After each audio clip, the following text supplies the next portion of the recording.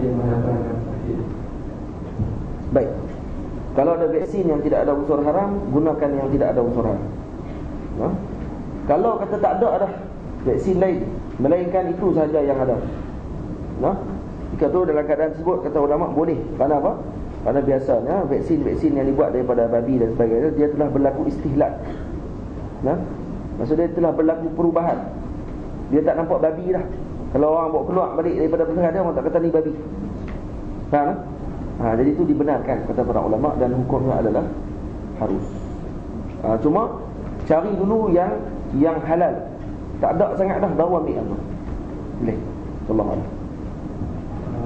Saya tak pernah bincang dengan seorang ustaz tentang apa yang ada sakar tentang istihadat. Adakah ini sama dengan denaturation? Denaturation penguraian, yang terkurai, yang tak ada air juga. Adakah itu dimaksudkan?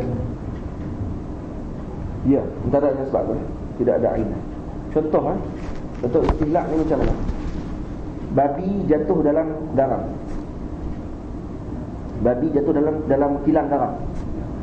Babi tu jalan saja melawat. Itu tergelincir.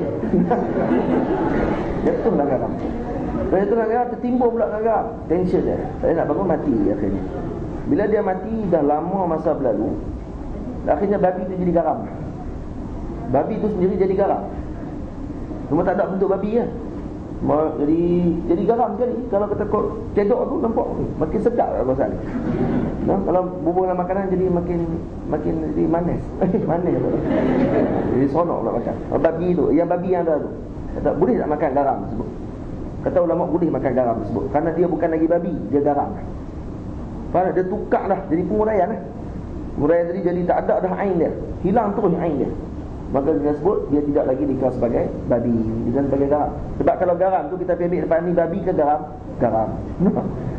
Ini bukan babi. Dia babi ke garam? Babi. Macam mana kamu tahu babi? Saya tengok babi tu dah tu. Kamu tengok tapi kamu tak tahu pun benda tu betul ke babi ke tak. Mungkin babi tu pergi pindah tempat lain. Ataupun mungkin dia korek pergi tempat lain. Jadi tak pasti sebenarnya. Boleh faham tak? Jadi kalau kata berubah depan mata sekalipun, hak tu saya buat saja cerita itu.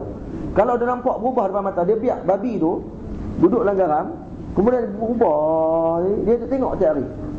Jangan jadi apa? Tukar sampai jadi garam. Boleh tak dia makan? Ulama kata boleh makan. Kerana jadi garam, waktu tu bukan jadi babi. Yang tak boleh makan babi tu. Babi tu yang babi tu. Ya. Boleh tak? Itu yang disebut ya. Ya, hak ni bagus soalan. Makanan yang ada unsur babi boleh makan kan? Hak ni dipanggil gelatin tu. Gelatin yang ada dalam coklat. Dalam aiskrim. Gelatin babi. Ya, ada gelatin babi. Gelatin kenapa jadi haram? Kerana memang dia ambil terus daripada lemak babi sebenarnya. Dia tidak berlaku perubahan. Dia ambil lemak babi, dia campur buat dengan aiskrim. Nak bagi tahan lama aiskrim tu. Maka haram hukum dia ketika sebut. Hak tu haram. Tapi kalau dia ambil lemak babi, kemudian dia buat dengan sistem makmal, akhirnya jadi apa? Jadi macam dengan orang panggil apa? Bahan pengawet. Itu bukan bahan pengawet. Dia dah hancur dah. Dia hancur babi tersebut, dan kemudian campuran dengan macam-macam perkara yang lain, akhirnya jadi apa? Jadi nama lain pula. Nama dia apa? Potasium contoh. Sebuah nama tu pula dah. Maka ketika itu hukumnya adalah harus, tidak ada masalah. Boleh tak? Hukumnya harus. Dia tahu memang dibolehkan. Macam dia dah tahu coklat tu memang dah ada unsur tapi memang dia masuk makna. Ada nama tu yang tu yang apa ni, kalau kata kita nampak depan mata berlaku sekalipun, tidak ada masalah ulama kan. Harus hukum. Sebab dia jadi istilah. Ada orang minta maaf. Kata sikit. Sabun yang dibuat daripada lemak babi. Sabun dibuat daripada lemak babi. Tapi dibuat proses, akhirnya dah tukarlah daripada lemak menjadi lemak dah. Campur lagi jadi sabun. Boleh tak pakai sabun tu? Para ulama kata boleh pakai sabun tu. Kita mandi dengan babi setiap hari. Tapi dia tak jadi babi lah, dia jadi sabun yang ada lemak babi dalam tu. Boleh faham? Faham tak? Hari bagi istihlak ni. Istihlak maksud dia yang telah hancur dalam benda tersebut. Kemudian bukan hancur tu maksud dia. Jangan faham hancur ni. Kita ambil apa ni lemak babi, kita buat layak, kita kacau. Jadi tak nampak lah. Lepas tu kita minum. Tapi tak boleh lah. Hak tu bukan istihlak. Hak tu kamu membuat air babi tu namanya. Air lemak babi. Dengar. Hal istihlak ni dia jadi dah tak nampak dah bentuk dah. Dia hilang dah bentuk dia dan kemudian tidak lagi orang panggil apa, kekal nama dia sebagai lemak. Jadi nama lain disebut. Dia faham tak? Nama lain tu bukan kita tukar nama. Tak boleh kita tukar nama.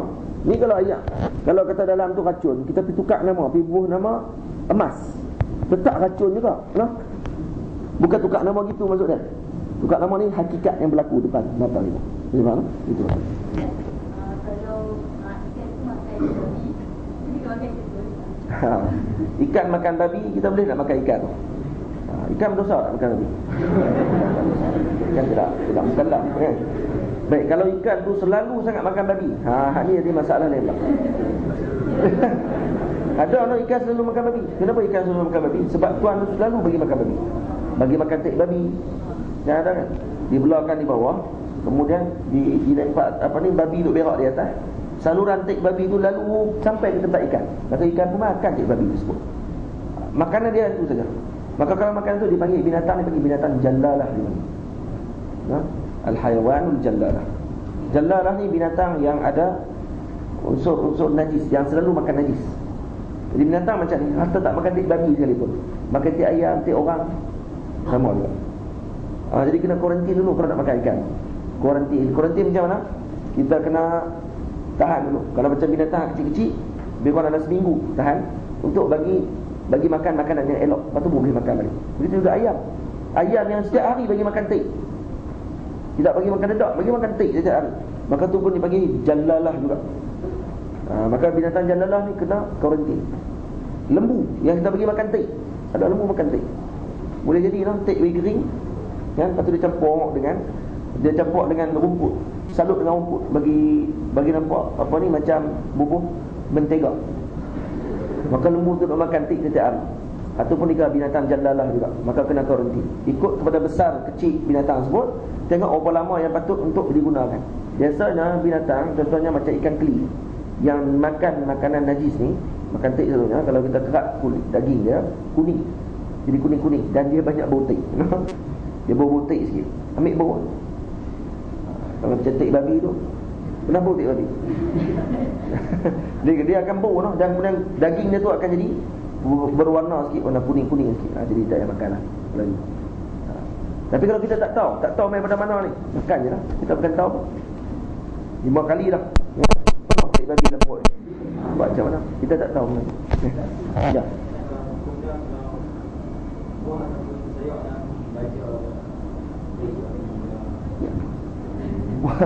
Buah yang ni dibaja dengan tek babi. Ini pun khilaf di kalangan ulama. Banyak kata tidak boleh makan kerana ditanam dengan cara begitu. Banyak kata tidak ada masalah, boleh makan.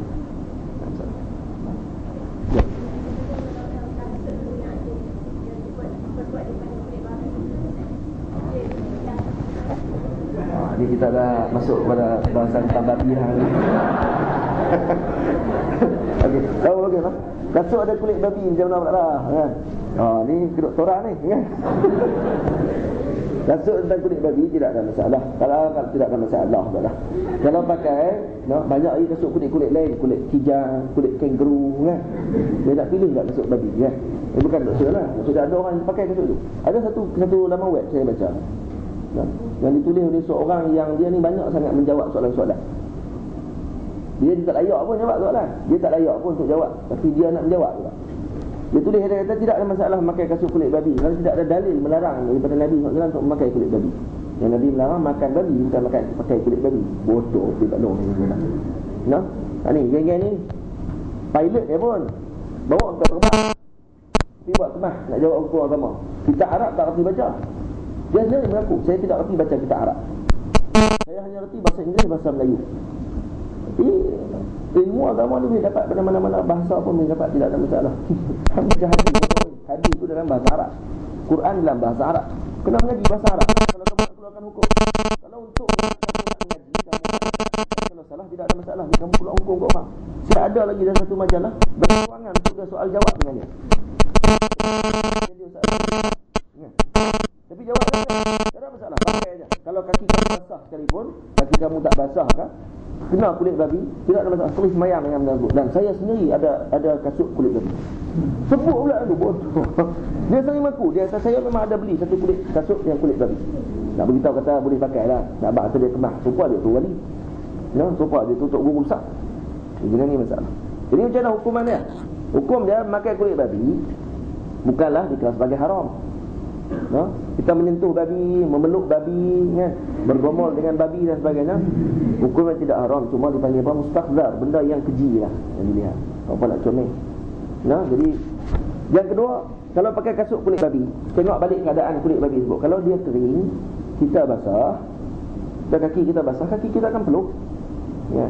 Jadi bila kena kulit babi, maka kita sebut dia kena samuk kaki. Kaki kena samuk.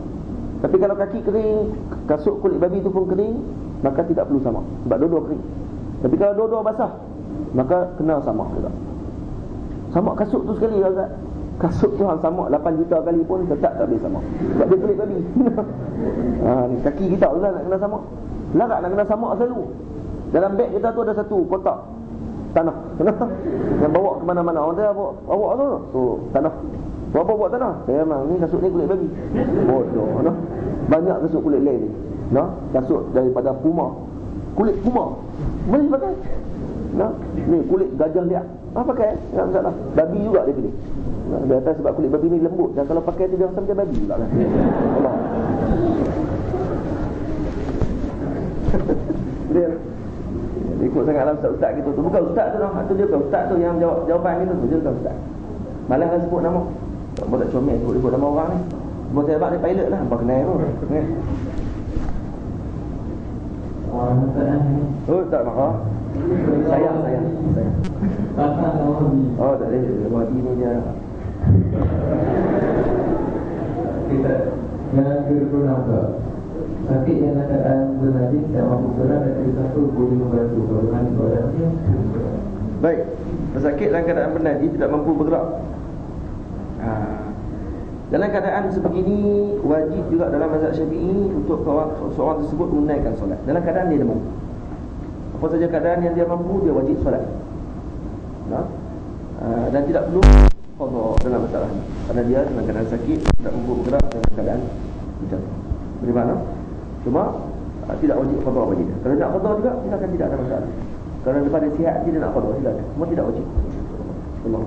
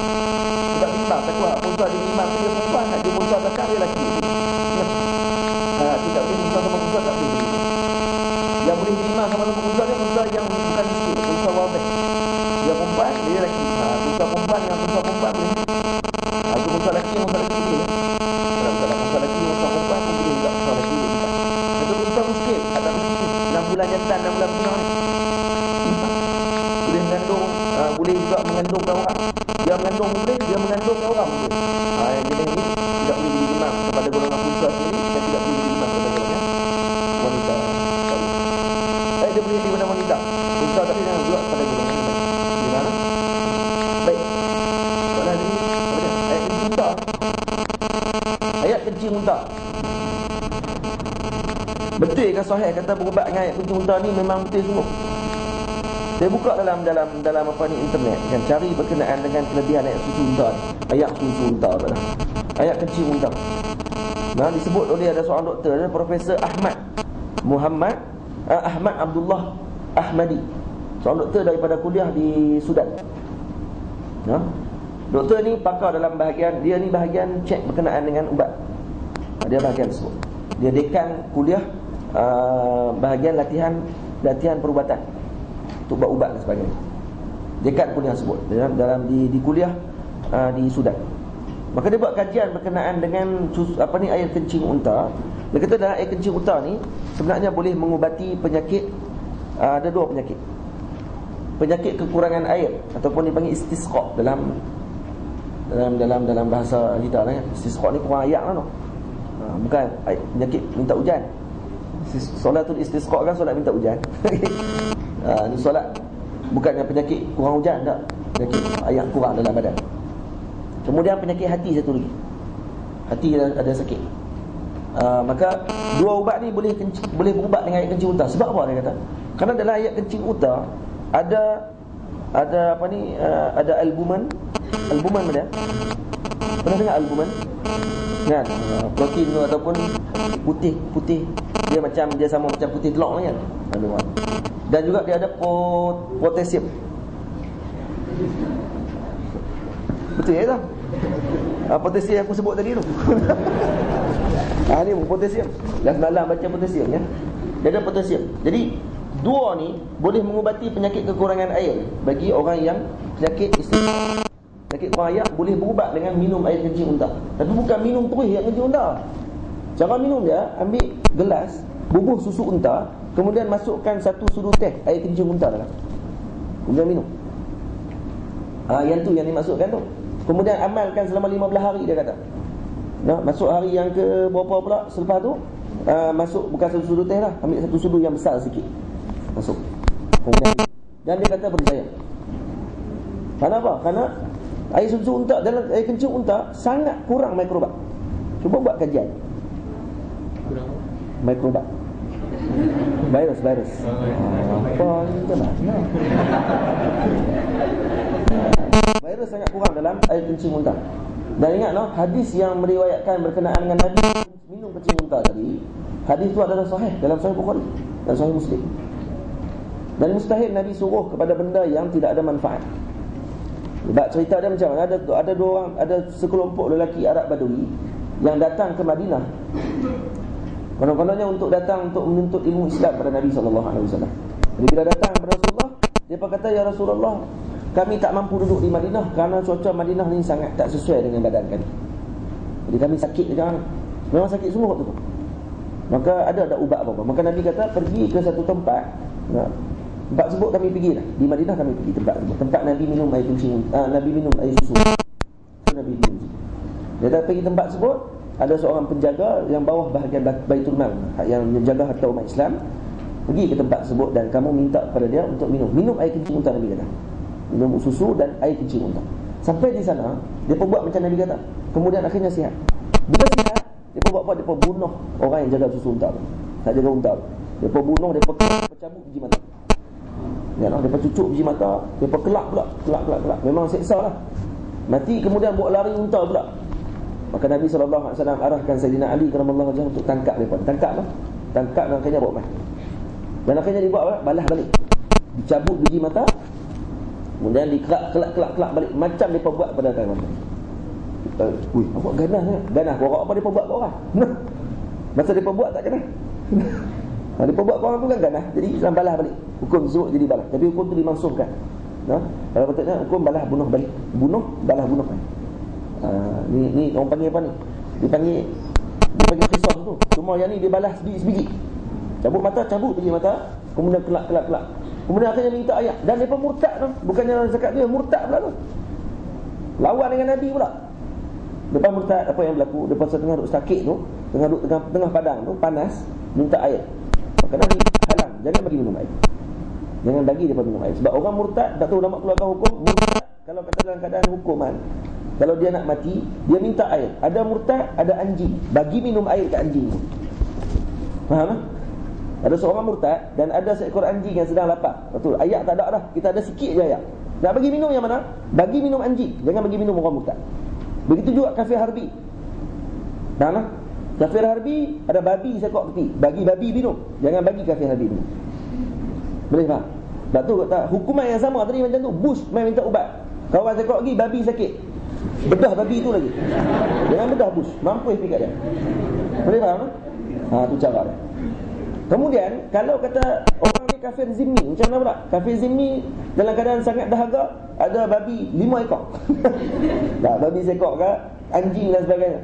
Maka bagi minum pada kafir zimmi, kerana dia sebagai manusia. Dia beza lah kafir ni, dia beza. Jangan sama semua. Dia semua kita hantar semua kafir harbi sampai ke Sayyidina Hussein pun kafir harbi juga. Hak duk main dengan rombongan apa semua tu kafir harbi. Tu yang pergi bom orang apa semua kali tu. Pergi bom kat sini. Hang pakai bom tu pergi bom di Palestin lah. Masuk Palestin payah. Bom kat sini kot lah. Bodoh. Tu kata tak cerdik dah ini. Baik. Jadi balik kepada bab kencing unta ni. Dalam kencing unta dia ada 3 tu. Albumin berada protein. Dia ada protein, potasium dengan magnesium. Kemah tak aku?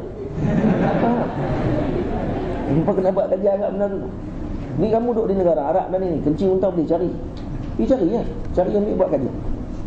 Tengok betul tak macam doktor ni sebut. Bukan saya sebut, Profesor Ahmad Abdullah Ahmadi ni sebut. Betul tak? Tidak. Sebab apa? Sebab Nabi sebut gitu. Nabi sebut suruh minum air kencing unta. Sebab tu dalam mazhab Maliki mengatakan bahawa air kencing unta tidak najis, boleh diminum. Cuma dalam mazhab kita hak tu pada waktu yang darurat saja. Waktu yang tertentu je boleh guna, waktu lain tak payah guna lah. Banyak lagi ubat lain. Tak. Tapi bila buat kajian ni, ada mungkin dia dalam mazhab yang digunakan. Sebab apa? Nak tengok balik. Sebab mustahil Nabi sebut benda ni ada masalah. Nabi sebut mesti ada kebaikan. Sebab apa air kencing unta ada kebaikan gitu? Sebab dia ada banyak potasium, magnesium dengan albumin ataupun protein. Sebab apa banyak itu? Sebab unta ni dia jarang kencing. Kencing sangat sikit. Kencing sangat sikit pun kita tengok pergi Madinah tu tengok kencing selalu pun tengok. Tu unta zaman lalu. Kalau unta ni biasanya lah, pada musim sejuk dia hanya akan makan, dia akan minum air sekali je musim sejuk. Musim panas dia akan minum air sebanyak 4 kali. Waktu sepanjang musim panas tu 4 kali minum. Dan air tadi pergi ke mana? Air tu kebanyakannya akan masuk ke seluruh badan. Tidak akan keluarkan, tidak akan rembes macam kita. Kita rembes akan keluar, lepas tu yang kita banyak mikrobat, banyak virus yang keluar sekali. Tak kena tak kencing jadi masalah balik dalam badan kita. Tak, unta dia tidak gitu. Air digunakan sungguh di seluruh badan. Bila digunakan di seluruh badan, maka dia jarang kencing. Kalau kencing nak keluar tu akan jadi yang elok. Kok tu pula lah. Boleh mana? Satu yang disebut dalam ni. Jadi maksudnya sahih lah benar tu. Dan dibuat kajian lah. Ada seorang lelaki ni, ada seorang yang sakit kanser.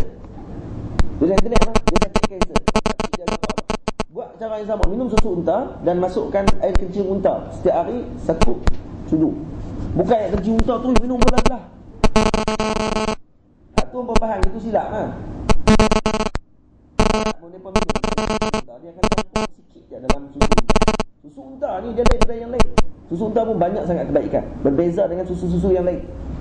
Dengan susu lembu dan sebagainya. Susu unta ni boleh minum terus dan tidak hanyut. Nak minum? Pernah kalau pergi ke Madinah, kalau kat sini wallahualam ada apa lah tempat minum susu unta. Minum dia tak hanyut. Tapi kita boleh ambil susu bakar lah. Susu lembu, susu jamus. Kena bubuh baru kalau kita nak masak.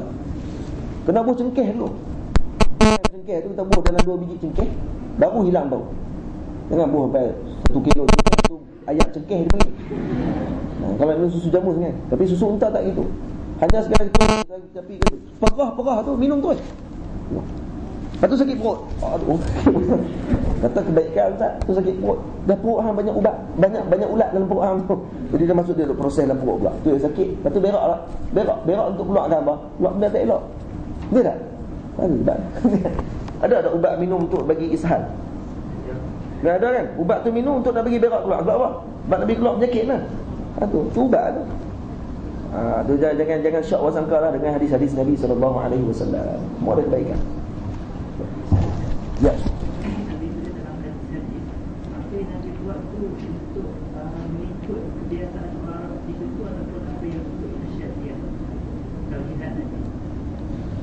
Hakikatnya kalau kata kita nak tentukan bahawa benda ni Nabi buat ni mengikut kepada golongan Arab ataupun tidak, dia panggil jibili, kan? Perkara jibili ataupun perkara tabiat bagi orang biasa buat. Atau perkara ni adalah perkara yang maksudnya diberikan petunjuk oleh Allah Ta'ala. Yang paling kuat dalam Al-Quran disebut, tu yang paling kuat sekali. Wala yantiqu 'anil hawa. Kan? Wa ma yantiqu 'anil hawa. Wa ma yantiqu 'anil hawa in huwa illa wahyun yuha. Dia bercakap menaikkan dengan wahyu Allah Taala. Apa saja yang Nabi buat semua wahyu Allah Taala. Faham tak? Jadi kalau kita nak bezakan tersebut, tengok kepada orang panggil apa? Walaupun dalam hadis-hadis yang ada Nabi bagi tahu ketika mana perang Badar, Nabi masuk ketika Nabi pilih tempat, sampai seorang sahabat tanya, ni adakah ni adalah pilihan kamu ataupun ini adalah pilihan Allah Taala? Maka Nabi kata ni adalah ijtihad aku. Maka sahabat tadi bagi cadangan untuk pergi ke tempat ni. Hakikatnya ulama kata yang tu pun sebenarnya adalah arahan Allah Taala. Allah Taala yang suruh pilih tempat tu untuk apa? Untuk nak bagi ada syura simpan. Ketika Nabi dia pilih semua, jadi nanti orang kata tak boleh syura, pemimpin tertinggi dia boleh buat arahannya semua, tak perlu untuk syura. Jadi Nabi nak bagi ada peluang. Jadi Nabi pun buka peluang. Sebab apa?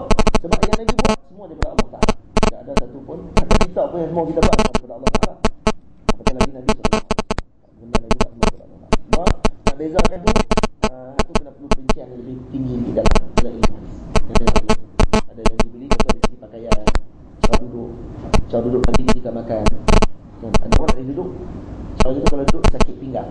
Dia ada perlu duduk macam tu juga selalu? Tak perlu. Lepas tu bukannya kewajipan, patutnya dibeli. Tapi kalau kita niat untuk ikut Nabi, dapat pahala sunnah pun. Makan dubuk apa ni? Apa ni?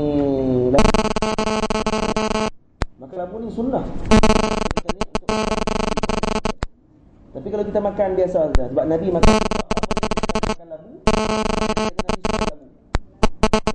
Nabi suka labu. Suka ni adalah benda yang amrun fitri, benda yang fitrah dalam badan kita. Kita suka apa-apa saja kita boleh suka. Jadi Nabi suka makan labu pada ketika tersebut. Adakah maksud buah ni tidak ada khasiat? Tak, ya. Cuma Nabi suka ketika tersebut. Sebab apa? Sebab Syekh Yusri kata, kadang-kadang kenapa Nabi suka labu? Sebab biasanya orang Arab dia masak labu sekali dengan daging. Maka Nabi tahu orang suka daging. Labu tak apa suka kan? Nabi ambil yang orang tak suka. Faham tak? Tu nampak isar Nabi SAW. Orang nampak Nabi suka labu, Nabi suka daging sebenarnya. Tak ada hadis Nabi suka daging. Nabi sebut kan, wa khairul idami al-laham. Antara yang paling terbaik sebagai hidangan adalah laham, daging. Tapi kenapa Nabi ambil labu waktu tu? Sebab Nabi tahu orang ni semua orang tak suka daging. Jadi bila Nabi tu ambil labu waktu tu, orang tengok, Nabi suka labu, bagi labu. Itu antara sebab, antara yang sebab yang rahsia kata Syekh Yusri tu, antara sir, moga-moga tu adalah benar. Dalil kata Nabi sangat tersamung dalam kepada semua orang. Sama-sama makan dengan Sayyidina Anas bin Malik. Sayyidina Anas bin Malik waktu tu kanak-kanak kecil lagi. Kanak-kanak dia suka makan apa? Dia suka makan hak yang hebat-hebat kan. Sayyidina Anas ni sangat baik. Sangat baik. Jadi dia kata, aku lepas tengok Nabi makan labu, aku suka labu. Dia pun makan labu juga. Ikut Nabi SAW. Nampak tak? Aku kata hebat. Dia tak makan daging, makan labu macam Nabi. Jadi tapi kalau dia kata ada labu, tengok Nabi ada, aku akan tolak labu ke Nabi. Dan aku pun makan labu juga. Lagi ni kau orang. Nampak tak? Jadi tu panggil apa tu? Tu pun kadang-kadang boleh dikira sebagai GBD juga, perkara yang dipilih oleh Nabi SAW. Tapi kalau kita nak buat ikut Nabi, dia dapat pahala tak? Dapat pahala sunnah. Pahala ikut dapat. Saya tidak suka labu dulu. Buat labu jadi tak pernah suka makan. Tapi bila baca hadis, suka Nabi suka labu. Sampai sekarang suka labu. Saja nak abang kan, seorang pun buat lah. Ni doktor umpat ni kan. Tadi buat Sarawak labu. Kata Sarawak labu. Kata dia orang Kelantan tu buat apa? Sirah labu. Teringin nak makan lama. Bila ada siapa nak hantar ke rumah saya. Ya. Yang saya dalam hadis ni yang kita ni, air kecil yang betul bukan diekstrak lah. Ya. Macam mana kita nak berikan dalam hadis ni, macam kita nak ekstrak benda tu atau ambil benda tu as dia sendiri. Baik, yang dalam hadis berkenaan dengan susu kencing unta ni, Nabi sebut macam jelas, minum kencing unta tu. Nabi tak suruh kata sulingkan dulu. Nabi tak suruh. Terus minum tu. Dan sebab tu ulama kata kencing unta aja boleh. Kencing kambing boleh tak? Tak boleh, sebab Nabi tak suruh. Nabi tak suruh minumlah susu unta. Lepas tu kata, oh susu unta pun boleh, susu kambing boleh kot. Susu kambing lah. Kencing unta pun boleh kot. Kencing kambing, kencing lembu kan, kencing kanak-kanak dan sebagainya. Soalan ke-8 semalam nak jawab. Ya. Ke tadi sikit tak mengaju tak cakap kan. Bolehkah soalan terusnya ni saya jawab tak? Sebab tak ada kaitan. Saya jawab. Boleh ya. Bolehkah merawat secara batin jawab atau melihat sakit atau dari sahaja? Tidak ada masalah kalau kita pastikan semua. Sebab al-hukmu ala syai' far'un an tasawwuri. Kalau tu kena cerita betul-betul sakit tu apa? Sebab ada sakit kadang-kadang tak perlu tengok pun. Doktor yang perlu dia dengar saja. Dan kemudian dia dengar apa sindrom-sindrom yang kena pada pesakit tersebut, apa-apa yang kaitan dengan sindrom dia. Simptom. Silap dah. Hak tu dalam bahasa Sepanyol. Dia panggil sindrom. Ya. Simptom. Nah. Saya balik kepada bahasa Eropah yang baru. Simptom. Nah, simptom tu kan ada simptom-simptom dan yang kaitan dengan dia, yang nampak dia boleh tahu kata dia sakit sekian-sekian. Sebab doktor dia yang pakar, dia cukup tanya aja.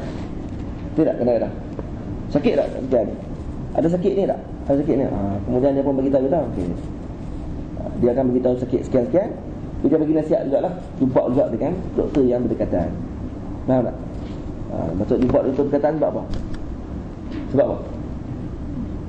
Sebab nak suruh doktor tu kata kemah gila doktor tu. Tu ya. Dia orang akan ambak lagi lepas ni kan. Doktor tu kemah dengan telefon pun pandai. Dan ada juga pesakit batin ni dengan cara merawat dengan ruqyah. Yang ni dibenarkan oleh syarak, tidak ada masalah. Macam ruqyah syariah lah maksudnya. Baca ayat-ayat Al-Quran dan sebagainya.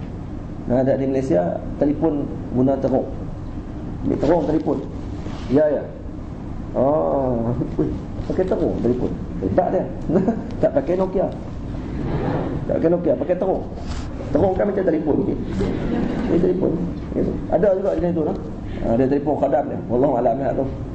Cuma ambil yang guna ruqyah syar'iyyah, yang baca ayat Al-Quran yang jelas. Kita tahu kata dia baca ayat-ayat Al-Quran, maka tu yang tidak ada masalah. Seterusnya ada sebab nombornya berubah. Adakah bolehkah wanita Islam menyusukan Boleh, tidak ada masalah.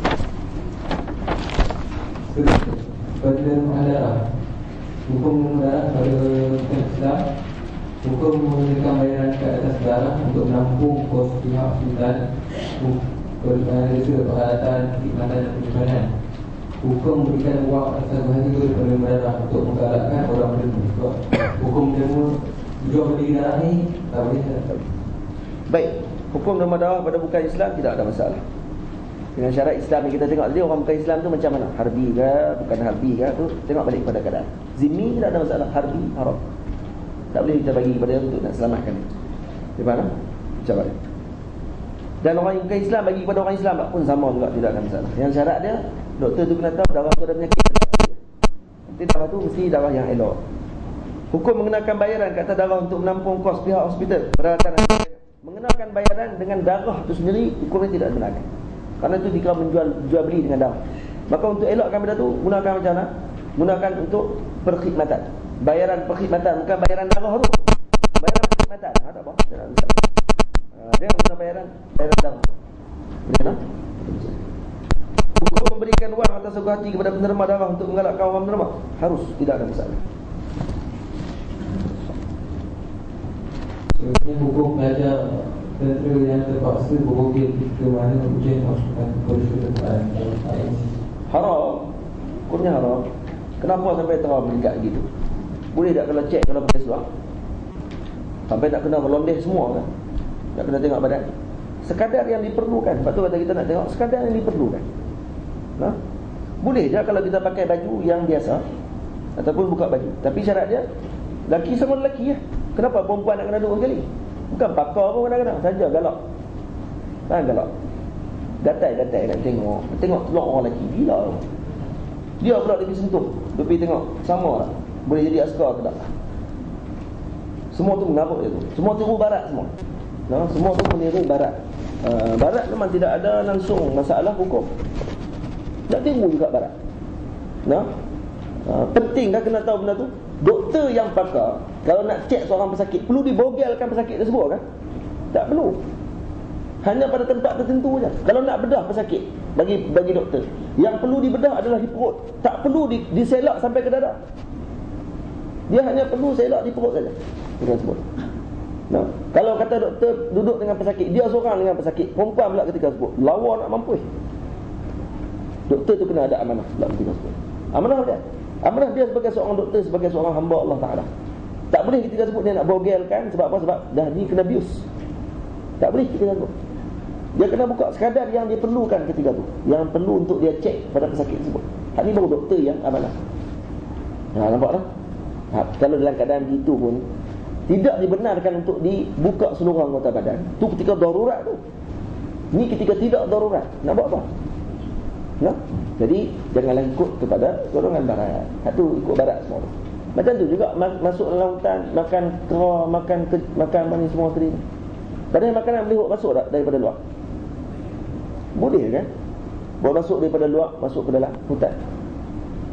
Melainkanlah kalau kata tidak diberikan langsung makanan ketika sebut, nak buat latihan, mana nak bagi tahan hidup dan sebagainya, masuk lautan sorang-sorang lari.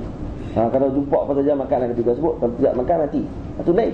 Hak ni siap buat kenduri pula. Tengok dalam TV 1. Tunjukkan askar pakat makan ramai-ramai. Makan kijang tak ada masalah apa gue. Makan kera, makan apa ni, bewak, makan katak bukit. Katak bukit kan besar-besar pinggan. Tak bukit besar. Tak bukit pula ada banyak jenis. Ada hak bukit hak tinggi sikit tu sedap ni. Hak bawah dia tu tak berapa sedap mana. Hak atas bukit sungguh tu, hak tu kalau tangkap besar-besar pinggan tu. Nak tangkap pun geli, takut dia tokak kepala kita. Besar-besar pinggan ni, bulat-bulat besar ni. Tapi bukan katak lah ni. Jadi bila besar tu, siapa kata kalau kerak makan, rasa macam ayam, sedap pada ayam ni. Askar beritahu, macam ayam, sedap dia, banyak kata. Baik, apa hukum makan-makan benda-benda itu? Kalau makan ketika mana tidak ada benda apa pun, padahal boleh masuk daripada kem tentera, buat main banyak-banyak, main berterak-terak, makan kat situ. Dah ni latihan nanti bila darurat. Dalam Quran dah sebut tak? Kita lah ni berlatih siap makan babi. Lah ni kita pakat-pakat berlatih lah. Berlatih makan babi nanti darurat, nanti takut jumpa babi kita tak lalu.